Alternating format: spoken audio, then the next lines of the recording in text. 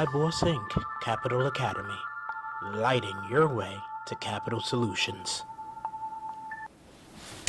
Welcome back to Capital Academy, where we engage with entrepreneurs who are seeking to raise capital and expand the conversation with investors and service providers that support them. Capital Academy is all about helping entrepreneurs understand the lay of the land in this ecosystem that again helps to capitalize what it is that they're doing, whether it's finding money or whether it's finding other individuals that may want to partner with them.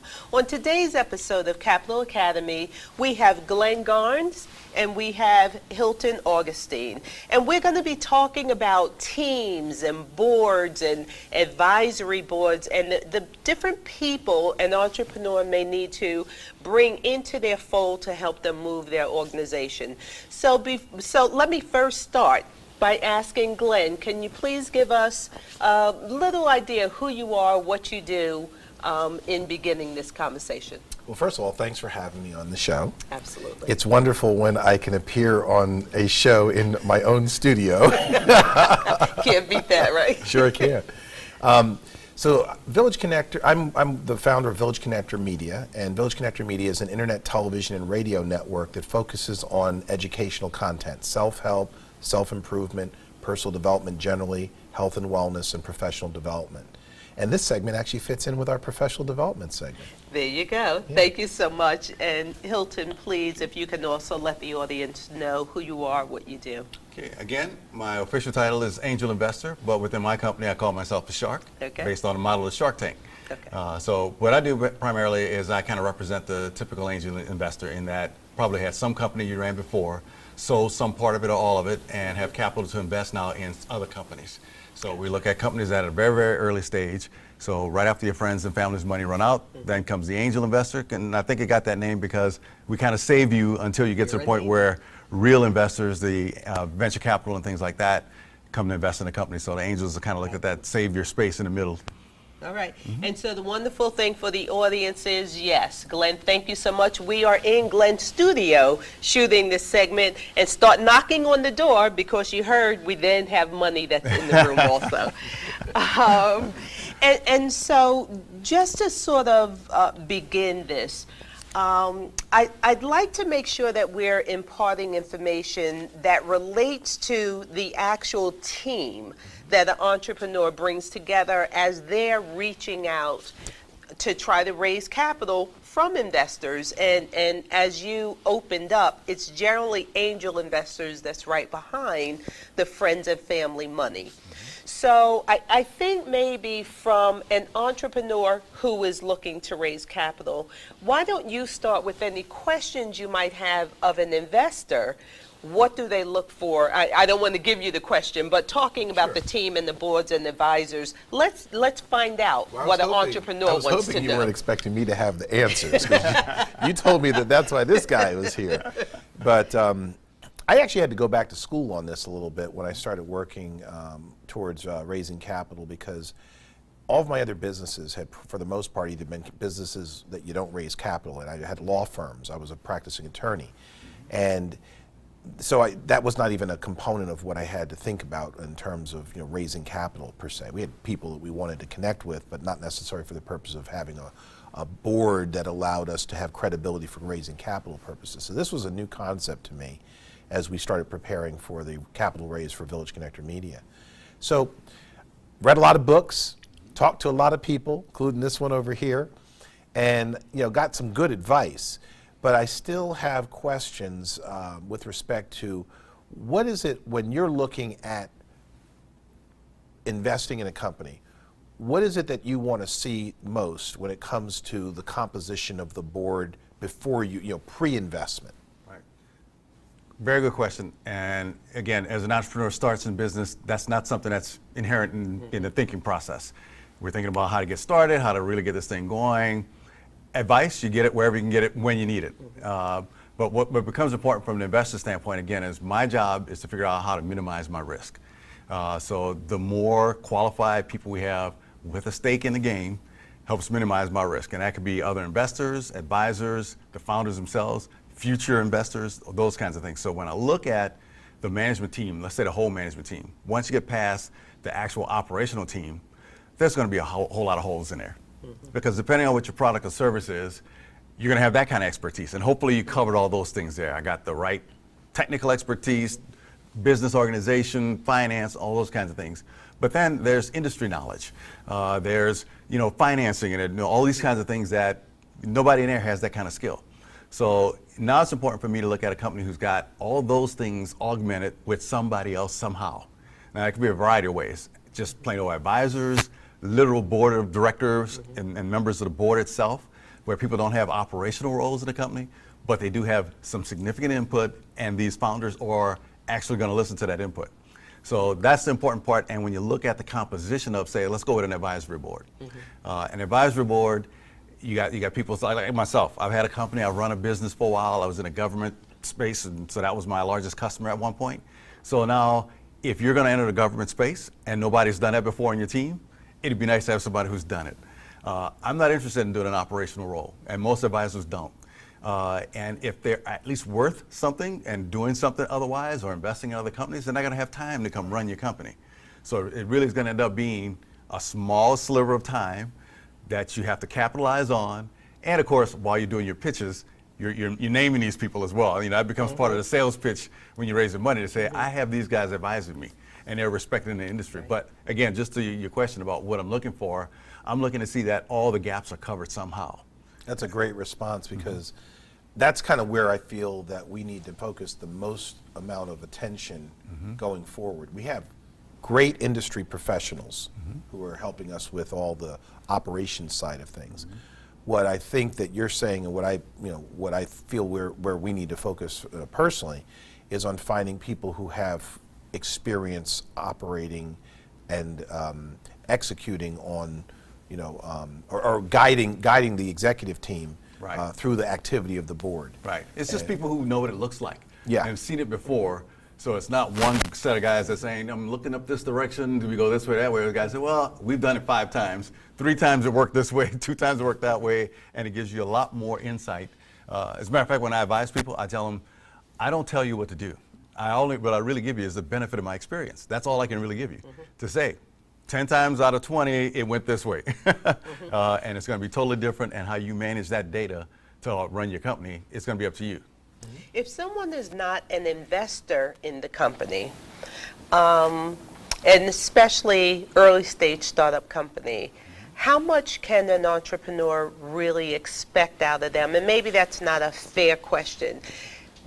Why or how much would you as an investor want to put time into an enterprise if you were not an investor in that business? Good question.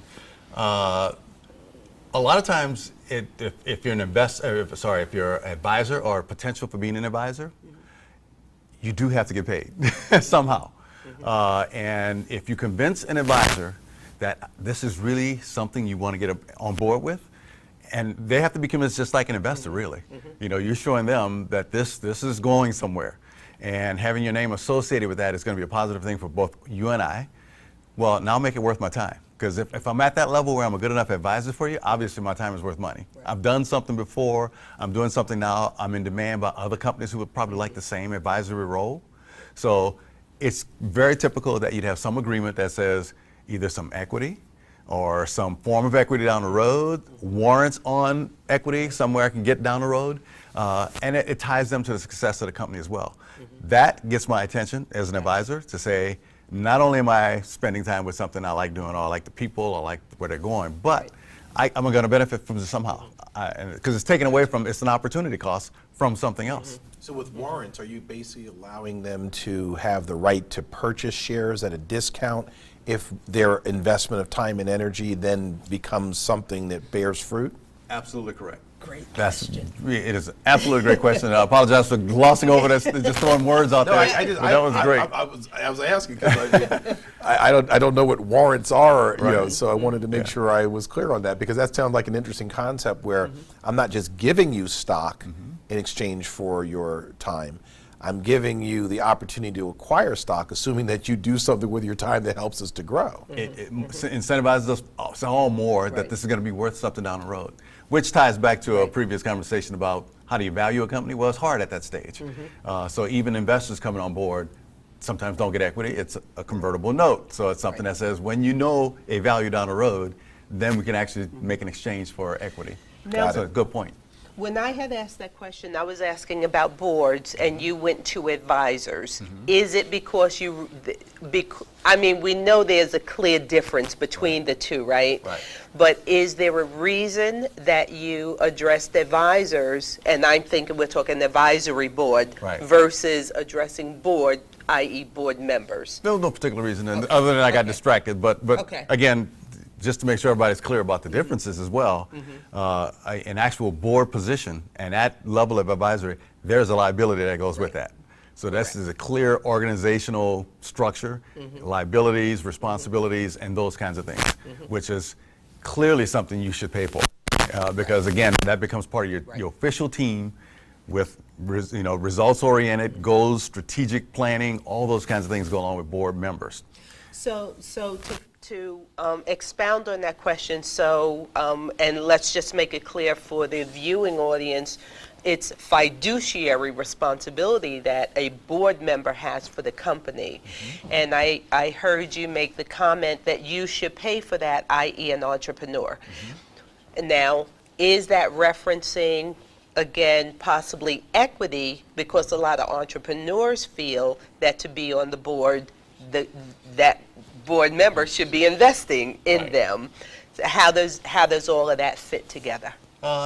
Typically, yes. Part of their compensation will be equity, generally speaking. Doesn't have to be, but generally speaking, that would be a part of it. So as with all key members of the management team, there's usually some form of salary compensation, performance-based compensation, and then equity, which is based on the long-term performance of the company. Everybody's typical that way. So yes, officers will have some share of that, but their salaries, they're token salaries for the most part. It's just something to say that they're committed to it. They have a job. They have to show up, and you're really paying for that time. Maybe they meet quarterly, so you're paying for their time to meet quarterly, review the company's performance, and have that fiduciary responsibility and liability that goes with it. But beyond that, you're not paying them $300,000 a year unless you're, Coca-Cola or something like that. And then again, their board members are also more valuable, and their opportunity cost is higher. We look forward to paying board members $300,000, right? Exactly. Right after we acquire Coca-Cola, right? Did you have any questions as it relates to sort of the compensation level for either side? I'm actually more interested in knowing, how do you know when a board member is a good fit to serve? Because I'm thinking to myself, when I make all the decisions, I only have to deal with one person making, I'm worried about, or I'm conscious of the importance of trying to figure out a way to get the right team together so that they play nicely together and people aren't like in competition with each other. How have you done that in previous companies that you've worked with? It's almost like hiring for employees. It's the same principle, and it doesn't always work. So you have to be able to move and morph along with that. So you start with here's the things we're missing from our management team. Here's the holes that we have. So it's, again, a search for that, and search firms actually do that too as well. So they'll search for board members, literally, and through your own network and LinkedIn and everything else, put the word out that this is what we're looking for. So as you line up candidates, you're going to go through the interview process just like you normally do. You process it just like any other hire, because that's key as well. You get if you have any other board members on board at that point, they want to look at them because, again, you're looking at, is this team going to gel well together? So the board members will want to have that discussion. And you'll probably already have some bylaws about how you add board members anyway. So you'll have some process to go through to add new board members on. And if it doesn't work out, you also have a way to replace board members. And primarily, you'll still be the major shareholder at this stage in the company. So regardless of what you've done for financing at this point, you're still using the major shareholder. So you'll have that ultimate control to say, this board member is not working for whatever reasons, and we'll have to vote them out, because that's how bylaws work at that point, right? Except for your angel that made that part of their term sheet. Exactly. I'm in. But I think, yes. So normally that doesn't happen at the angel level, though, because angels don't generally, own that big a portion of the company. So that raise in the, somewhere between 50,000 and maybe $1.5 million or $2 million, that's angel money. Nobody has a big enough share to really garner a position on the board, generally speaking. Gotcha. But if you're desperate and needed money, and I was an angel and said I want a board seat, then you might make an exception there. But that's usually reserved for the venture capital round and beyond for board seats like that. Okay. But they are forced sometimes. Okay. When you're doing that type of a search for board or advisors, is it seen as positive, negative, or neither way by potential investors? So if I'm doing the search on LinkedIn for board members, and some of those same people I'm doing that search for, I'm trying to raise capital from, Right. how is that viewed? I would view it as positive because, again, these are all signs of growth. Okay. The fact that you need advisors and want advisors and want advice. And asking for it. Asking for it and Right. seeking, all those are positive steps to Okay. be toward a growing company. Okay. And even if it seems a little early sometimes, it seems like you're doing more forward thinking in that case. So I am anticipating that. the growth. Or we've already put a plan together that says, should we get this funding, we're going to go hit different cities, different states. Well, we're looking for people who have that kind of experience, that taken companies and grown nationally or internationally or whatever the case may be. So I would always look at it as a positive thing. Okay. I don't see any downside to that. Okay, okay. That's interesting. And when we talk about equity, is there a customary percentage that is viewed on the advisory side as well as on the board side? Yeah, that's a tough one as well. But every company, as we talked about on a cap table discussion before, they reserve a certain amount of the equity for that, whether it's outside advisors, board members, employees, key employees, things like that. So once the table is set that says we have an allocation for that, which I'm going to throw out a number, say 5 to 10%. That could be for In all the total, in in total. that pool, right. Yeah, in a total pool Right. for outside advisors, board members, and things like that. Right. So, as a percentage, is usually a fraction of a percent, a 1 or 2% kind of thing, because again, they don't have an operational role in there and things like that. So it's not like they're expecting, that kind of share of the company. But it is a token that says, for my time, that you're, asking me to come down and look, read, review, advise. I want something that just says it was worth my time. And if they invest in you, they think as well that you're going to be a large company or have some kind of return for you and for them as well, then, in addition to whatever compensation you pay for them. So, but it's a very small percentage. Okay, that's not bad, right? I So, can live with that. I also like when you said that I'm too busy to be worried about running your company. If I invest, I have a board seat, I don't want to run the company for you, because that's probably the number one thing that concerned me. You remember from this discussion about having people telling me how to run the company or what direction we want to go and everything. But then I started realizing that the right people telling me how to run the company is what I really need. Right, right. So. and that really is a common question or concern from entrepreneurs when they're first stepping into this private equity space, thinking that an investor wants to come in to tell them what to do. Right. Where the investor's sitting there, I want you to be able to run your company and, just make my money, let my money make money. I'm not here to tell you what to do. I'm just watching what you're doing. And as a matter of fact, so as a typical angel investor, I have probably about 15 companies that I've invested in so far.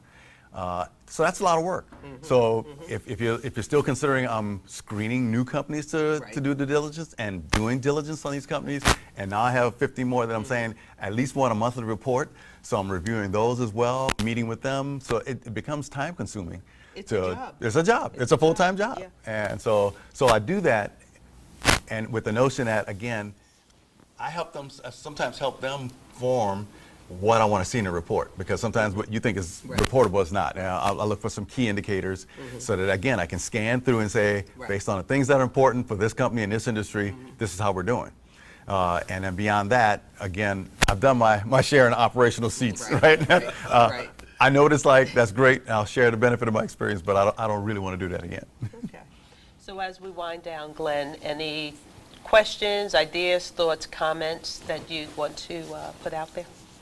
Yeah, I feel like, again, if I was talking to someone who's thinking about travel in the space I'm in right now, it really helped me to start the process off by reading some books first. What I feel like I need to do now is to spend more time talking with actual board members, angel investors who have served on boards, and really see. It's one thing to read it in a book, it's another thing to have this kind of exchange back and forth where, there's so much more substance that comes out of the back and forth that we can exchange here, so I appreciate that. Great. Great. Glad to help. And Hilton, Yeah. anything? So I would say again, it's not natural for entrepreneurs to think in terms of advisors because you have a certain personality that got you where you are, which is I know a lot of stuff. I can do it better than the next guy.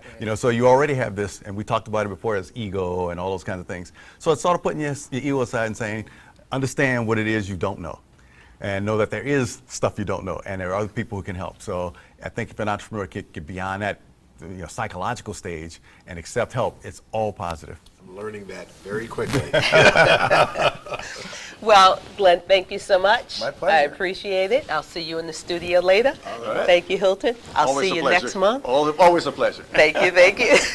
And thank you for joining us on this episode of Capital Academy. If you've heard anything that you like, please make sure you're sharing it with others.